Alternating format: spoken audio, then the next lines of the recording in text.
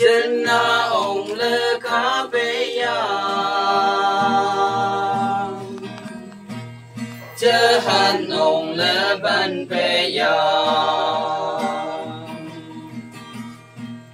dịp bơ gần mang má răng vào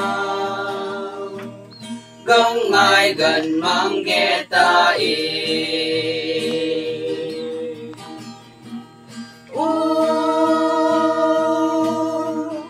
chim cứ liền mà ngồi vô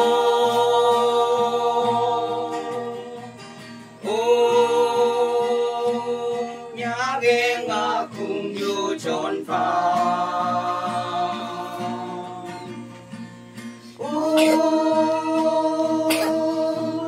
bỏ lung mệt mi rong và nhì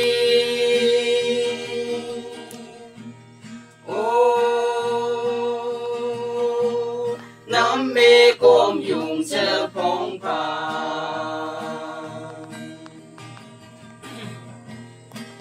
miếng hạt nhâm gắng khô mà cu li mi xin măng hay cha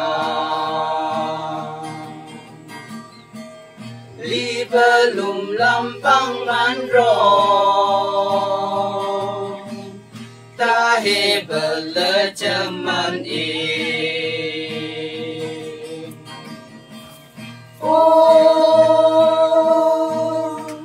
chim cu liền mà ngồi vô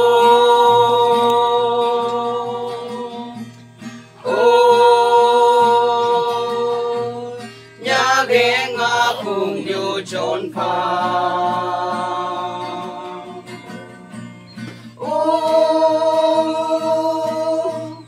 bỏ lung mệt khi rong bờ nhì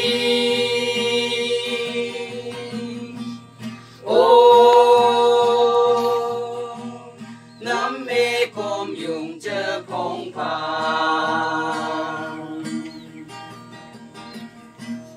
hali puwa châm man ra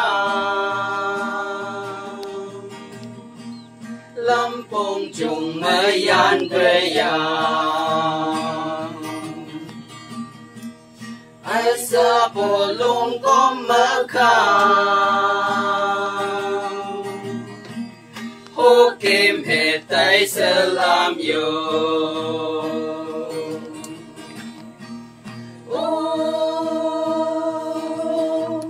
chim cu liền mà ngồi vô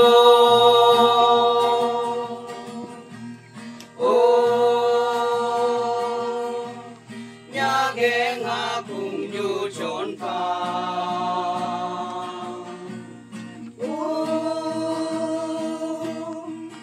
bỏ lung mệt đi rong bờ nhì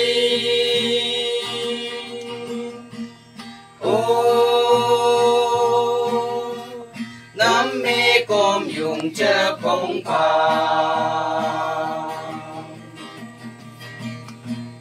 ali puwa châm man ra lâm phong trùng mới yan về ya ai sa po lung có mơ kha hô kim hệ tay sơ làm yo